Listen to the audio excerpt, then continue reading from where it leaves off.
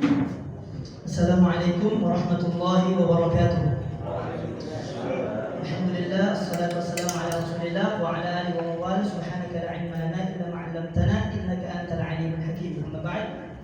Yang saya hormati sekaligus saya taklimi para dewan hakim sekalian, yang saya hormati juga para ofisial dan teman-teman musabaqah makalah Al-Quran yang sempat hadir pada waktu kali ini.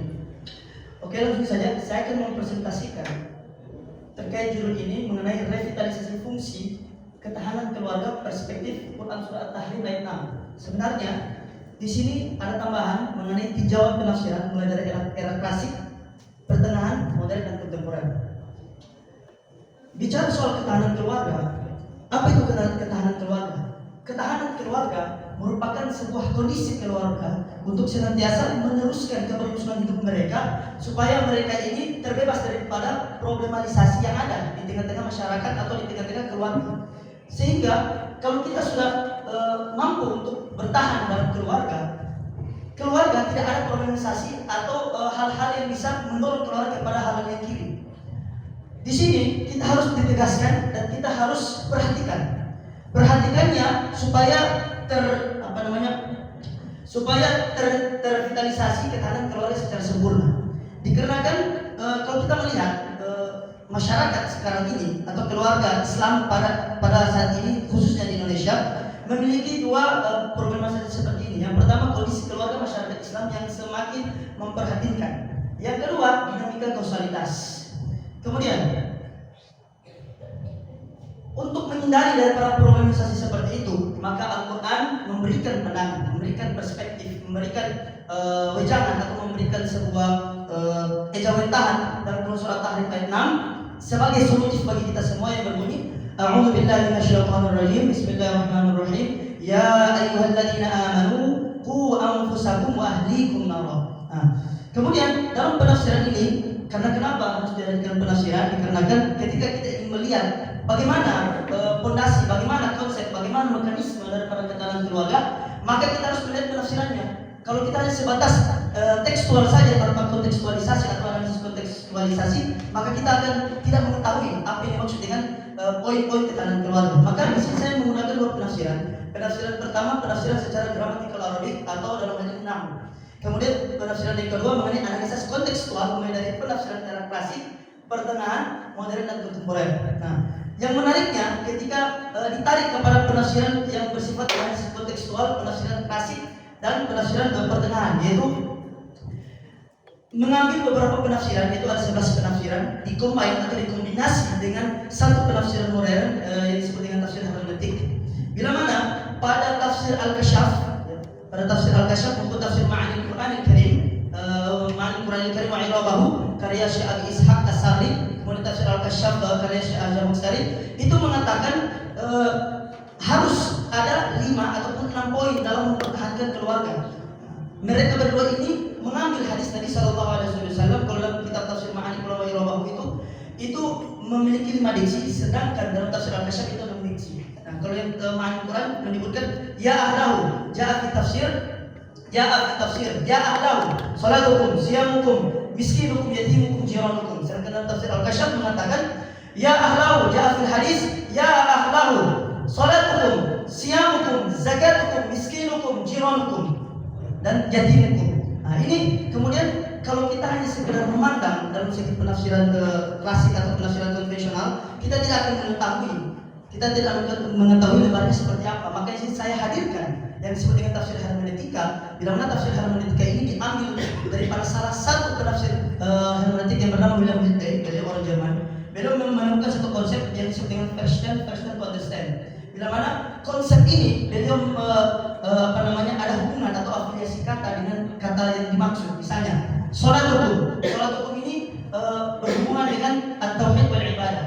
Kemudian ini yang pertama yang harus dilakukan dalam ketahanan keluarga. Yang kedua, siyamukum, karena dalam pengertian fikih itu siyam itu memiliki makna imsak, maka li akhlaqil imsak itu nufus, untuk kemudian menahan jiwanya, menahan dirinya, moralnya, supaya dia tidak berlebihan dalam anaknya, kepada istrinya, kepada keluarga secara umum dan lain sebagainya. Kemudian yang ketiga, zakat hukum, bayati hukum, itu bermakna al-iqtisad. Al-iqtisad itu bermakna perekonomian. Maka harus ada perekonomian yang harus diungkit harus diangkat dalam ketahanan keluarga. Kemudian yang berikut, yatim hukum itu dikarenakan ketika kita melihat di era sekarang atau dari zaman dahulu bahwasanya anak-anak ketika dia sudah ditinggalkan orang tuanya, maka ketahanan keluarga itu makin mudah. Makanya dari situ mereka ada yang kemudian berjualan yang bukan bidang mereka dan lain sebagainya. Nah, di sini berdekatan dengan at-tarbiyah. Makna yang berdekatan dengan yatim hukum adalah at-tarbiyah, pendidikan baginya.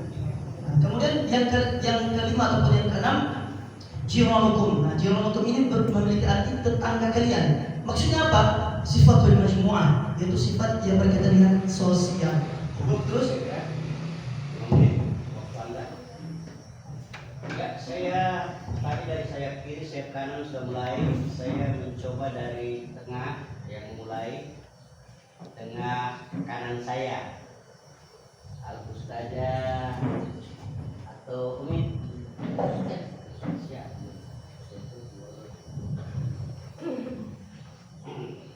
Ya, baik. Semangatnya luar biasa.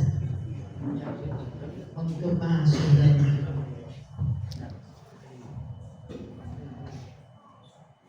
Perspektif Quran surah At-Tahrim ayat 6. Pertanyaan mungkin sederhana.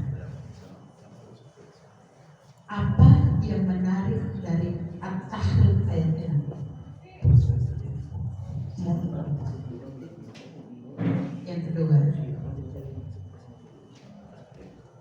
ketika memilih At-Tahrim ayat 6 ini, apa alasan utamanya? Silakan. Yang pertama, apa menariknya daripada At-Tahrim ini? Ya, kenapa saya menyebutkan At-Tahrim? Karena dari segi asal nuzul itu kemudian mengarah. Pertanyaan satu dan pertanyaan dua itu mengarah kepada langsung dikatakan Allah Ta'ala ku anfusakum wa ahlikum. Nah, dari kata itulah sehingga At-Tahrim ini cocok dengan ketahanan keluarga. Kalau melihat dari segi penafsiran, 11 penafsiran yang saya ambil itu sebenarnya artinya sama. Fi'il ta'ah, bitarkil ma'asi wa fi'il ta'ah, meninggalkan maksiat dan mendekatkan kepada ketaatan. Akan tetapi yang perbedaan signifikannya yang tadi, perbedaan pada tafsir Al-Kasyaf dan Ma'ani Quran wa Irabah yang harus melakukan penafsiran hermeneutik tadi. Seperti itu. Izin kedua, Ya, silakan. ketika di awal ayat, coba Anda perhatikan panggilan atau seruan ayat itu. Adakah yang khusus atau dia bersifat umum? Kalau dilihat dari segi ilmu nahwu bahwasanya ya ayyuhalladzina amanu. Nah, ini panggilan untuk orang-orang yang beriman. Ini ya tidak kalau dalam ilmu nahwu dan masuk dalam pada bab mendadak, akan tapi setelah itu ada fi'il amrin ku. Nah, ku ini itu bermakna komprehensif kepada semuanya. Maka disuruh untuk pelihara anfusakum akan diri kalian sebagai teman taksir, wa ahlikum objek kedua karena ada waw, wa ahlikum dan keluarga-keluarga kalian. Itu kekhususannya. Cukup gitu. Baik, terima kasih. Ini langsung ke sebelah kiri paling tengah di jajaran tiga saya. Mem Irfan, silakan. Baik, boleh kita lihat slide yang ada Saya tidak menuliskan ayat. Seperti itu.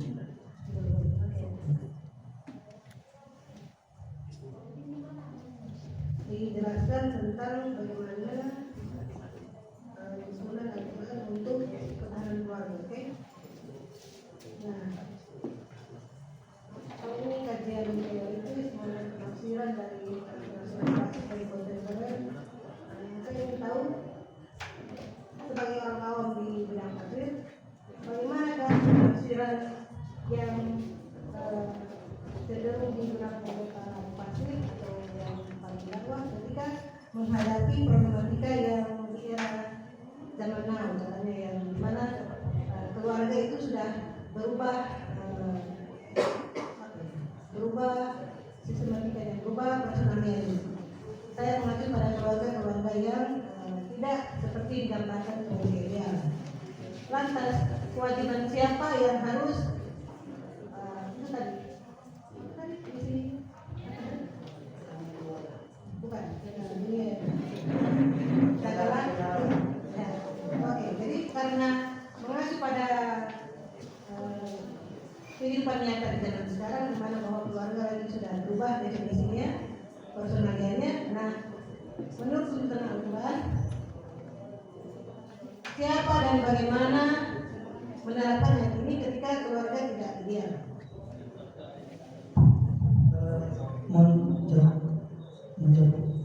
Jadi kalau secara penafsiran, mulai dari tafsir pertama, tafsir Fakhrul Razi, itu tafsir Mafatihul Ghaib atau tafsir Al-Kabir, itu mengatakan caranya ayat ibn muslim nafsa wa ahlan apa, yakni akan mengajarkan dia adab nafsa akan dirinya wa ahlan dan keluarganya dari api neraka. Nah, itu yang tafsir Fakhrul Razi. Kemudian tafsir Al-Qutubi, tafsir Al-Qutubi atau Al-Jami' al-Ahkam di Ahkam Al-Quran, itu dari tafsir dari Imam Al-Qutubi Al-Ansari, itu mengatakan hiyal amru buqayatan insan nafsa wa ahlan, yakni ada sikap preventif atau sikap pencegahan untuk keluarga dan lain sebagainya. Kemudian dalam tafsir An-Nur, di tafsir An-Nur ini mulai mengerucut bahwasanya siapa yang harus diperhatikan, siapa yang harus motor penggerak untuk mengeluarkan keluarga ini sehingga bertahan. Nah, tafsir An-Nur itu menjelaskan bahwasanya beliau TM As-Sidqi, Tengku Muhammad As-Sidqi itu beliau mengambil tafsiran itu menggunakan asbabun nuzul. Bahwasanya ketika Sayyidina Umar bin Khattab bertanya kepada Rasulullah, "Ya Rasulullah, bagaimana cara kita menjaga keluarga dan menjaga diri dan keluarga?" Maka Rasulullah katakan, cara untuk menjaga diri dan keluarga yaitu meninggalkan apa-apa yang dilarang oleh Allah dan apa-apa dan mendekatkan kepada apa-apa yang disukai oleh Allah Taala. Maka dalam tafsir Al-Islah juga dijelaskan, Prof. Quraisy katakan ini sebenarnya contoh kepada keluarga. Cuman di sini kayak dinasah oleh tafsir Al-Azhar itu mengatakan kalau hanya sekedar kepada keluarga itu tidak menjamin. Kenapa? Karena tujuan ketahanan keluarga itu dua menurut tafsir Al-Azhar. Yang pertama, sama dalam pandangan hidup dan sama dalam pandangan untuk terhadap alam atau sekitar dan lain sebagainya. Nah, di sini sebagaimana juga dijelaskan dalam tafsir Al-Kasyaf dan Ma'anil Quran wa Irabahu, itulah poin-poin yang sudah saya jelaskan tadi mengenai ini yang harus ada dalam ketahanan keluarga. Kemudian dalam tafsir Lubub Ta'wil, dalam tafsir Lataiful Isyarat karya Syekh Al-Qushairi itu mengatakan supaya ini terjaga maka ada kalimat faqihu adibu ad'u innahu ala huquq al-'uqubah bi irsyad wa ta'lim. Nah, jadi faqihu, pahamkan mereka akan ketahanan keluarga itu. Kemudian adibu, ajarkanlah. Adibu sini ajarkanlah itu ajarkan yang mabni, yang tetap, sehingga mereka tidak lupa dan mereka bisa mengekspansikan ketahanan keluarga itu sampai kepada turunan-turunan mereka.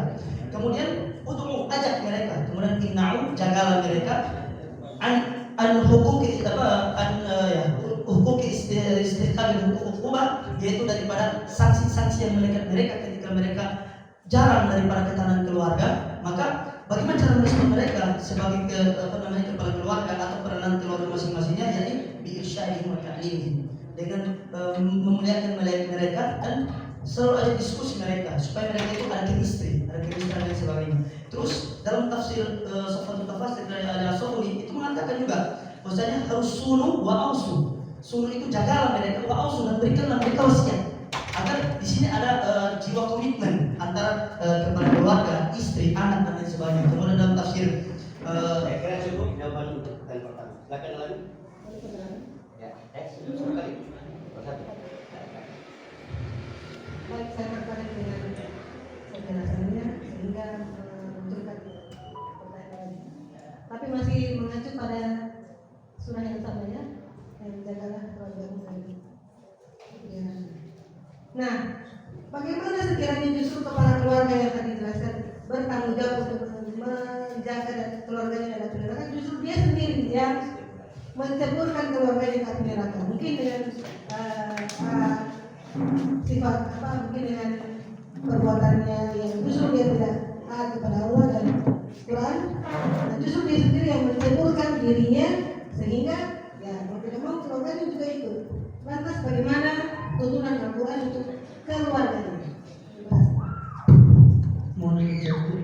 Jadi mengenai itu, lantas bagaimana ketika saya kepada keluarga menyimpang daripada apa yang sudah disyariatkan oleh Al-Quran. Nah, ini ayat selanjutnya, munasabahnya kepada ayat selanjutnya, yaitu waquluhanna nas wal hijarah. Jadi dia akan dijadikan seperti batu dan manusia itu akan diceburkan dalam api neraka.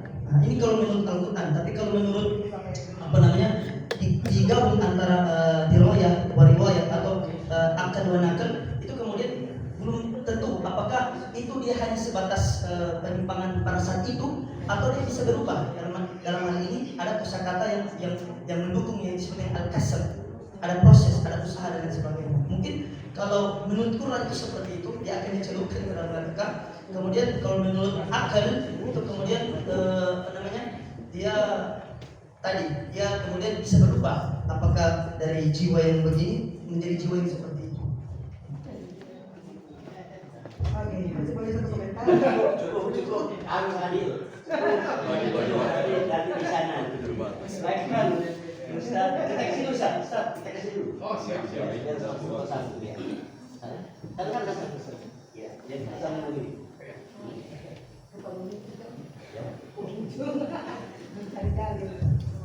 Bismillahirrahmanirrahim. Baik, salah satu bobot yang paling penting di penelitian itu adalah kemaluan, sehingga Anda tidak mengulang apa yang sudah disampaikan oleh orang lain. Nah, yang pertama, saya tidak melihat ada kajian riset yang kemudian dapat meyakinkan para dewan bahwa penelitian ini penting. Dan yang paling mendasar, yang paling prinsip, menurut saya Anda gagal dalam konstruksi pendahuluan karena tidak ada data sama sekali. Itu Anda menyebutkan percaya, tetapi Anda tidak menyebutkan data, sehingga dalam penyampaian Anda tadi, baik di makalah maupun di presentasi, saya tidak menemukan sebenarnya ini impactnya apa, gitu. Yang pertama, maksudnya mengantar untuk ini. Kemudian saya penasaran, saya cari di Google Scholar penelitian yang relevan. Kan untuk saya mau membuktikan apakah di mana sih letak kemampuan penelitian Anda, karena sudah tidak ada data, sudah tidak ada juga kajian penelitian terdahulu. Yang paling parah yang saya temukan ini sudah ada penelitian sebelumnya tahun 2020 tentang revitalisasi ketahanan keluarga.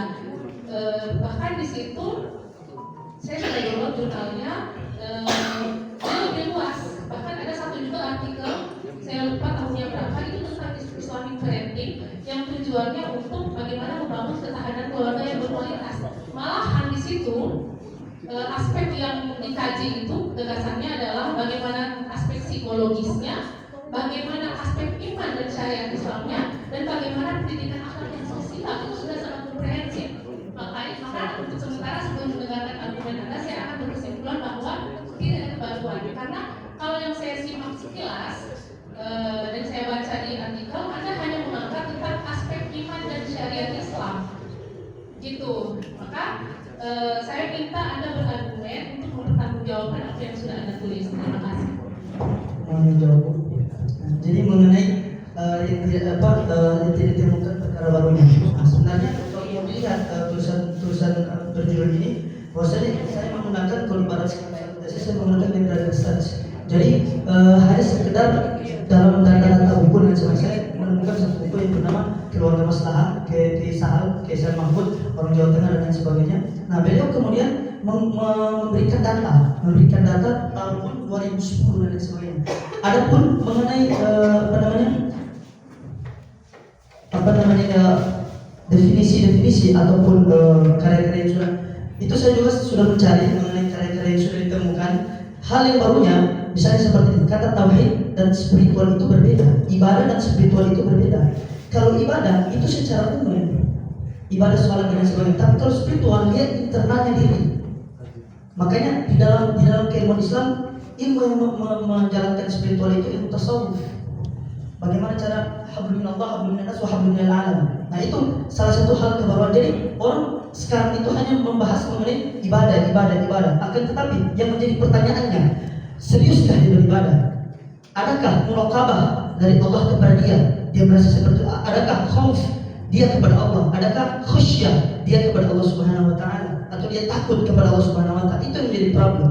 Kemudian berikutnya mengenai perekonomian, mengenai pendidikan banyak orang tua yang inginkan anaknya untuk memasukkan ke dalam pondok, ya. Tapi anaknya tidak mau, sehingga di sini dia kemudian linglung dalam pilihan, dan kemudian dia melakukan kasus-kasus yang ada.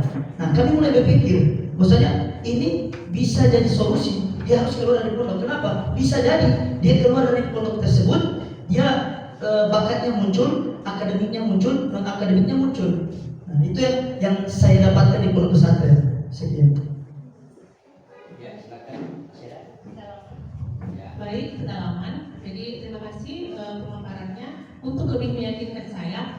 Jadi ini kita tahu bersama bahwa komponen ketahanan keluarga itu tidak hanya berkaitan dengan keimanan spiritual gitu. Jadi ada namanya legalitas dan keutuhan keluarga, ketahanan fisik keluarga, ketahanan ekonomi, sosial psikologis, sosial budaya. Nah, saya tidak melihat Anda memberikan argumen bahwa apa yang Anda kaji ini penting begitu, sehingga Anda mengabaikan dalam tanda petik kajian-kajian ataupun komponen yang lain. Ya, silakan berargumen. Mau menjawab, Bu? 1 menit saja jawab. Oke. Jadi, tadi saya katakan ada tafsir hermeneutik yang kemudian menafsirkan tafsir ma'ani Quran wa i'rabahu dan tafsir al-kasyaf. Nah, ini kemudian akan menimbulkan konsep-konsep itu. Yang pertama, sholat hukum. Ini ibarat kata sholat hukum ini afiliasi kata yang terdekat dengan sholat hukum atau tauhid wal ibadah. Jadi spiritual dan ibadah.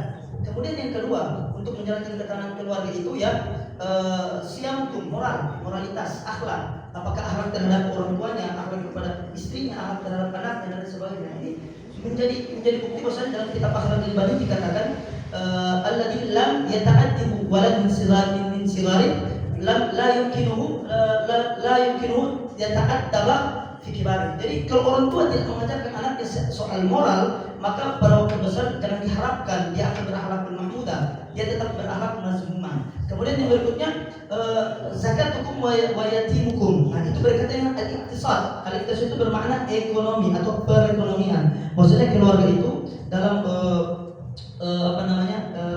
penelitian laporan akhir dari Kota Salatiga itu dikatakan bahwasanya perekonomian yang harus kita gapai seperti ini, bukan seperti lain sebagainya. Jadi sebagaimana yang sudah dicantumkan dalam tulisan. Kemudian yatimukum, salat hukum, yatimukum, miskinukum, yatimukum. Yatimukum itu berkaitan dengan tarbiyah anak dan lain sebagainya. Jadi pendidikan itu terpenting untuk anak. Sebagaimana dilakukan ya Iqra, bismi rabbikal ladzi khalaq, penting. Kemudian jironukum, majmu'ah, sifatul majmu'ah atau sifat sosial. Sosial ini yang kami pahami umumnya al-aghlabiyah secara mayoritas itu mengatakan sosial itu hanya sekedar eksternalnya keluarga, tapi jangan kita jangan semua kita itu mengungkapkan sosial itu di luar keluarga, tapi dalam keluarga juga kita harus bersosial. Makanya dalam ilmu sosiologi ada namanya zon politikon. Ya, zon politikon itu berasa jiwa kemanusiaan sehingga dia laki-laki tidak merasa antropocentris. Tidak merasa antropocentris dan perempuan itu tidak kebal dengan feminisme itu. Makanya ini diperlukan dalam penafsiran. Ya, cukup. Saya kira cukup, Bu. Ya. Ya, makasih. Ke kanan saya, pengunjung. Silakan Ustaz An.